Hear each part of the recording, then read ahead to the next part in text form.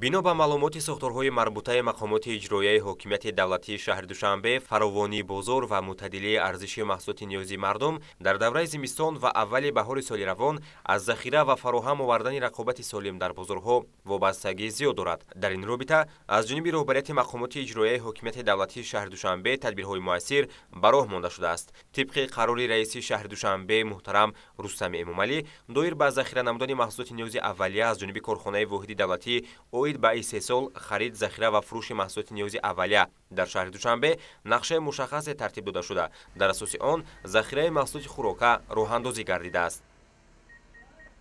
аз ҷониби корхонаи воҳиди давлатӣ оид ба истеҳсол, харид, захира ва фурӯши маҳсулоти ниёзи аввалияи шаҳри Душанбе вобаста ба иҷрои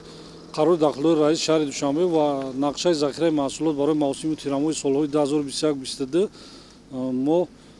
ба миқдори 3510 тонна картошка,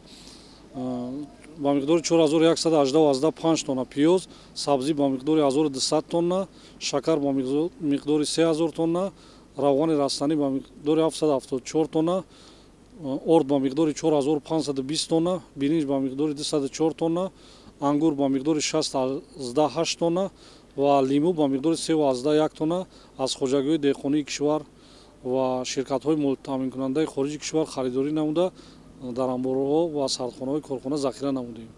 дар асоси иттилои масъулини корхонаи воҳиди давлатӣ оид ба истеҳсол, харид, захира ва фурӯши маҳсулоти ниёзи аввалияи шаҳри Душанбе, айни замон дар тамоми амборҳои корхона ба миқдори 3510 тонна картошка, 4118 тонна пиёз, 1200 тонна сабзӣ, 3500 тонна шакар, 1050 тонна равғани растанӣ, 4550 тонна орди истеҳсоли Қазоқистон, 204 тонна биринҷ, 6 тонна ангур ва наздик ба 3 тонна лимӯ захира карда шудааст, ки 127% нақшаи иҷроишро ташкил медиҳад. дар маҷмӯъ дар тамоми амборҳои захиравӣ ба андозаи 28196 тонна маҳсулоти гуногуни хӯрокворӣ ва ниёзи аввалия захира карда шудааст. маҳсулотҳои корхона тариқи бозорҳои зертобаи корхона ва ярмаркаҳои доимоамалкунандаи аз тарафи корхона дар 14 нуқтаи сераҳолии шаҳри Душанбе ташкил карда шудааст, бо нархҳои дастрас ба савдо гузошта мешаванд.